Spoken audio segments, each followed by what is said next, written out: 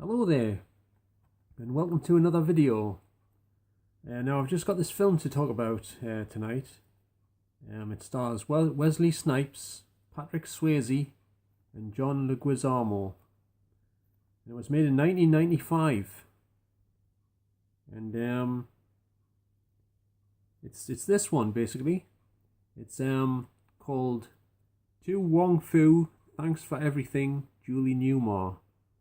And it's a sort of a comedy drama about three drag queens, two of which win a trip to Hollywood, and they take this other drag queen along, played by John Leguizamo, and they head off to Hollywood on a road trip in their car,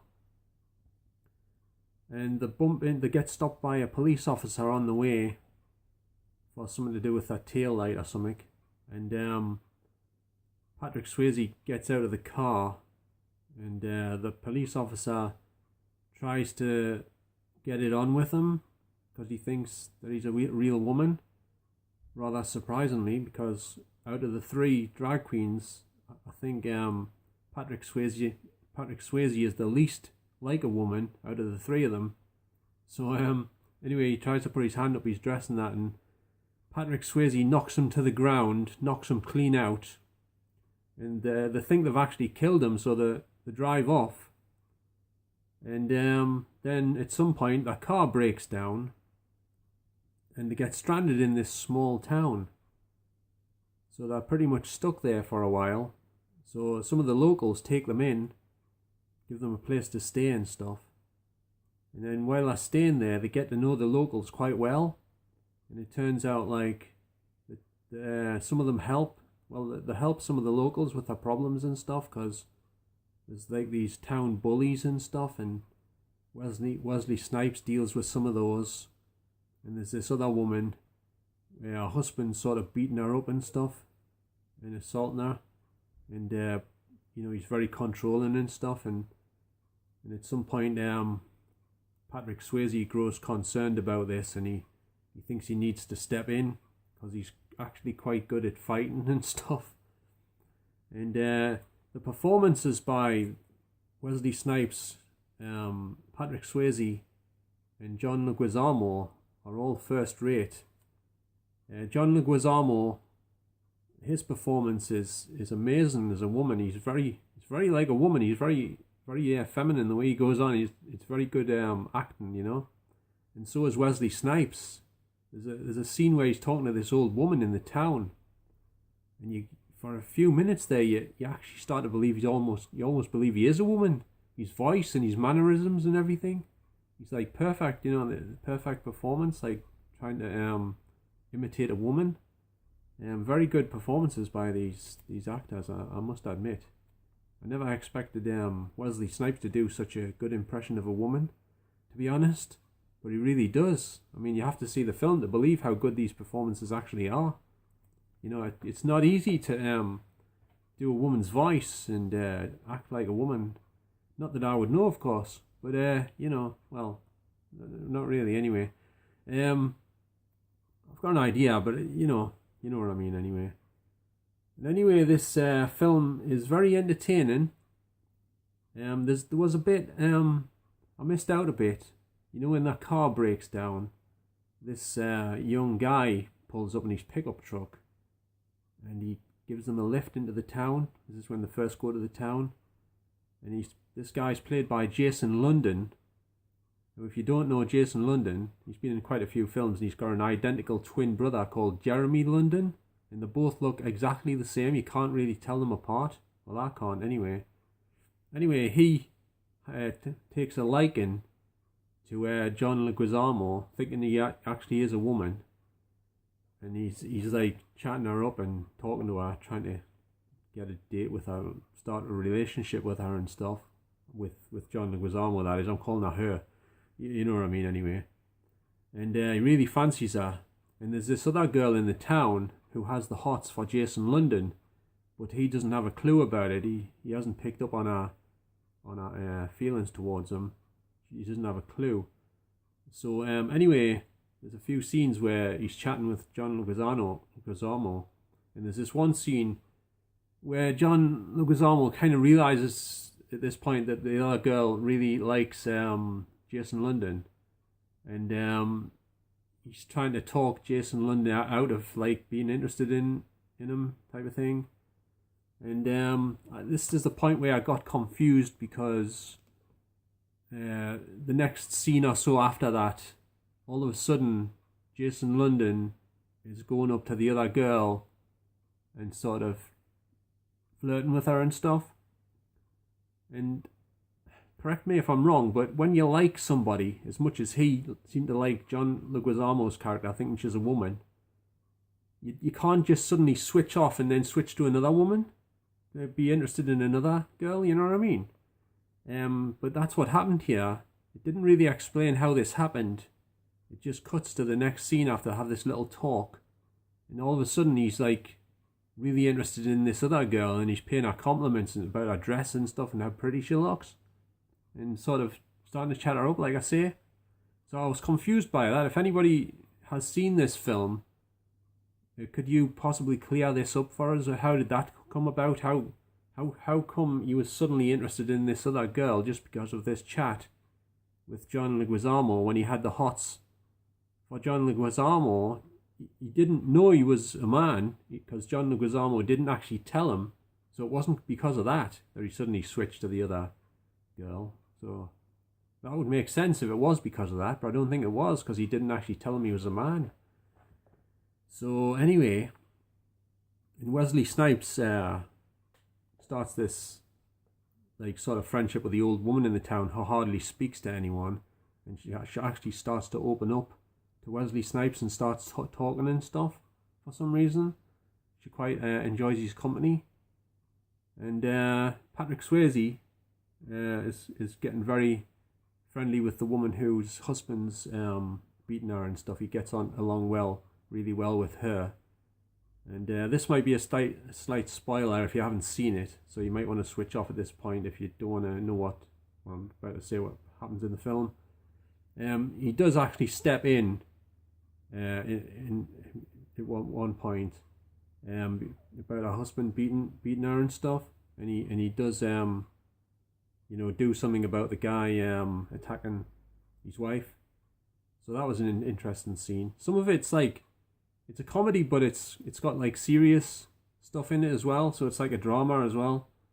That was more serious, that them scenes, with because it's not funny. Somebody being attacked by their husband and stuff. That's not funny, is it? So it's clever the way that they put the comedy and the drama together.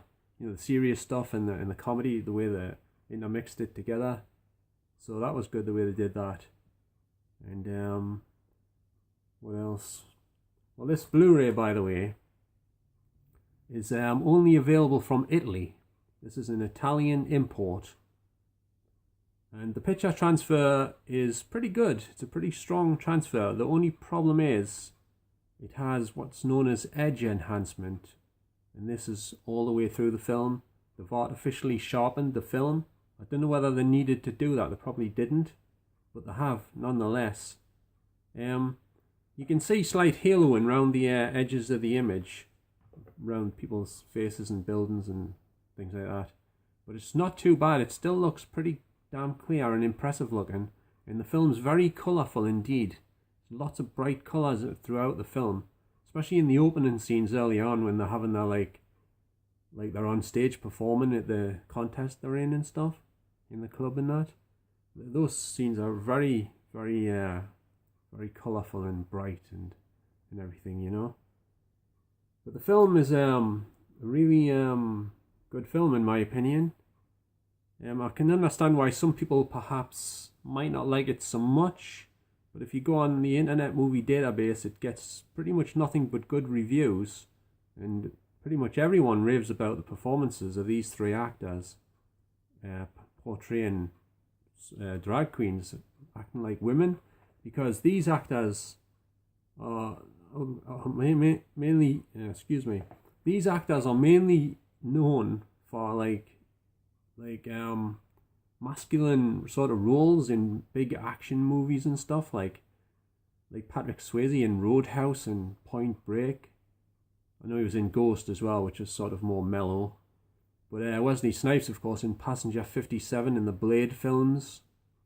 You know, and John Leguizamo's been in a few action thrillers and stuff. I can't think of many or any offhand.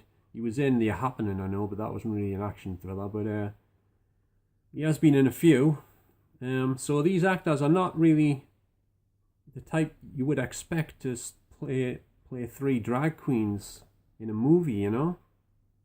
So like I say, it's very impressive performances by these actors, and it is very sad, of course, that Patrick Swayze is no longer with us, of course.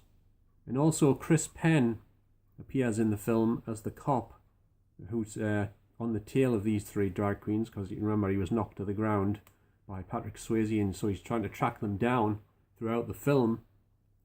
He sadly passed away a few years back as well. And for those of you that don't realise, Sean Penn is actually Chris Penn's brother. And Chris Penn had been in quite a few films. He was even in Pale Rider, the Clint Eastwood film. I think he was a bit typecast as playing like tough sort of bad guys and stuff. But he was really good, you know, and really, really good like sort of character actor, I think he would be described as. So, and the sound on this, by the way, it hasn't, the English soundtrack isn't in 5.1 DTS HD Master Audio. It's only in 2-channel Dolby Digital, I believe, because only the Italian dubbed soundtrack is in 5.1 for some strange reason. They've done this on a few of these Italian imports, where the main the Italian dub track is in 5.1, but they switched the English for only into 2.0. I think it only comes out the two different channels as well. I think it might come out the center channel. I'm not sure. Couldn't quite tell, but it sounded clear enough anyway. The music had a bit of bass to it and everything, so the sound was still very clear. No problem with the sound, even though it was only in 2 channels. But I would have preferred a 5.1 English soundtrack, to be honest. But you can't have everything because it's only available on this Italian import, so can't really complain too much. I'll just show you the back of this. It's got some nice pictures of the 3 actors there, in 2 different pictures. And there's no extras on this disc at all. It's actually a Universal film, but this Blu-ray isn't a Universal disc, obviously, because it's from Italy. It's on a label called Pulp, I think. Pulp. So looks like in other countries, some of these big studios let other smaller studios release their films on Blu-ray and DVD and stuff. A bit like Columbia TriStar and Columbia Pictures in America let other companies release their stuff as well. Like, for instance, the Gwyneth Paltrow film Hush was a Columbia TriStar film, and it was released on Blu-ray by Image Entertainment, and lots of other Columbia TriStar films have been released by Mill Creek Entertainment on the budget price range and stuff. So, you know, that's the type of thing that happens. I'm always puzzled about why that does happen. I wish I could talk properly tonight. I haven't had much to eat. I think that might be the problem. I had a minuscule cottage pie. Dear me, there was hardly anything to it. But anyway, so this film is well worth getting a hold of, even though it's only got the 2.0 English soundtrack.